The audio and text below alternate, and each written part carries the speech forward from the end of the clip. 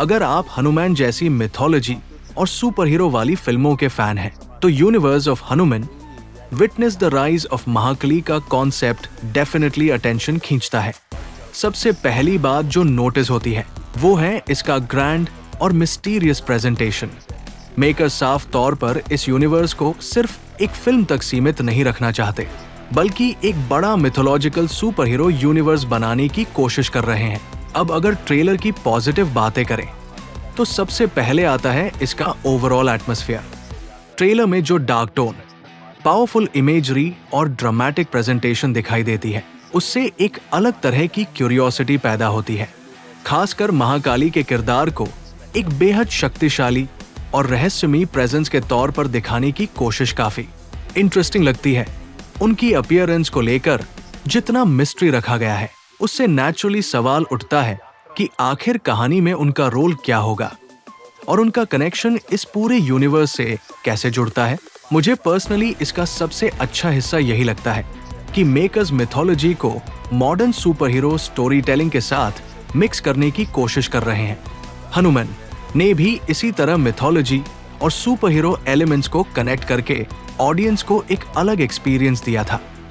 अगर महाकाली की कहानी भी उसी यूनिवर्स में सही तरीके से डेवलप होती है तो आगे चलकर यहाँ काफी बड़े कैरेक्टर्स, इसके अलावा विजुअल प्रेजेंटेशन और सिनेमैटिक स्केल भी काफी प्रॉमिसिंग नजर आता है।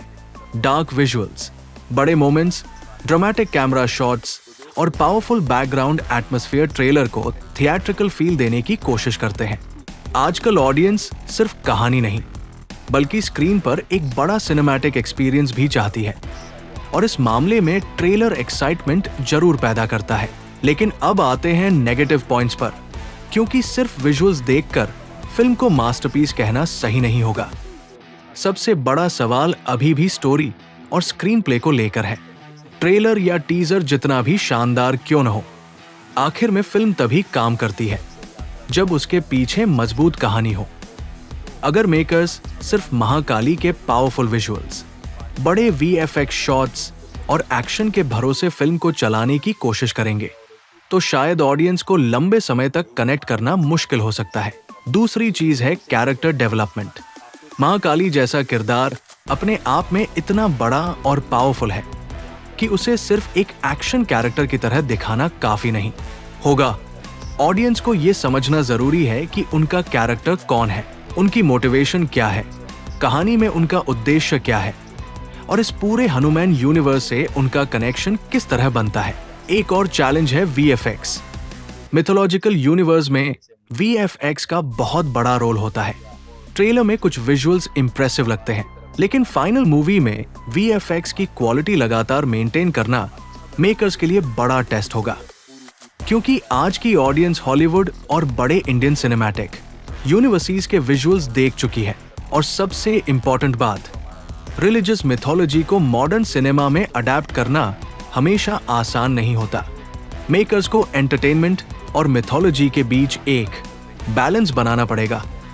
अगर प्रेजेंटेशन रिस्पेक्टफुल और मीनिंगफुल रही तो ऑडियंस इसे काफी पसंद कर सकती है। अब बात करते हैं ओवरऑल एक्सपेक्टेशन की। अगर हनुमान यूनिवर्स सच में एक बड़ा सिनेमैटिक यूनिवर्स बनाना चाहता है तो महाकाली का चैप्टर काफी इंपॉर्टेंट हो सकता है। यहाँ से मेकर्स के पास मौका है कि वे सिर्फ सुपर हीरो एक्शन नहीं, बल्कि मिथोलॉजी, इमोशन, स्पिरिचुअलिटी और बड़े स्टोरी टेलिंग को एक साथ लेकर आए।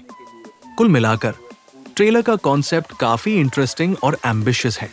विजुअल्स और प्रेजेंटेशन क्यूरियोसिटी बढ़ाते हैं, महाकाली की प्रेजेंस पावरफुल लगती है, और हनुमान यूनिवर्स को एक्सपैंड करने की पॉसिबिलिटी एक्साइटिंग है। लेकिन अभी इसे मास्टरपीस या ब्लॉकबस्टर कहना जल्दबाजी होगी। अगर मेकर्स ने स्ट्रॉन्ग स्क्रीन प्ले प्लस अच्छे कैरेक्टर्स प्लस शानदार VFX plus respectful mythology plus दमदार एक्शन को सही बैलेंस कर दिया तो Mahakali Indian mythological super hero cinema में एक बड़ा नाम बन सकती है। और अगर कहानी कमजोर निकली और फिल्म सिर्फ विजुअल्स के भरोसे रही तो इतनी बड़ी एक्सपेक्टेशन के बाद ऑडियंस डिसअपॉइंटेड भी हो सकती है। तो फिलहाल एक्साइटमेंट जरूर है, एक्सपेक्टेशंस भी है, लेकिन फाइनल फैसला सिनेमा हॉल में ही होगा।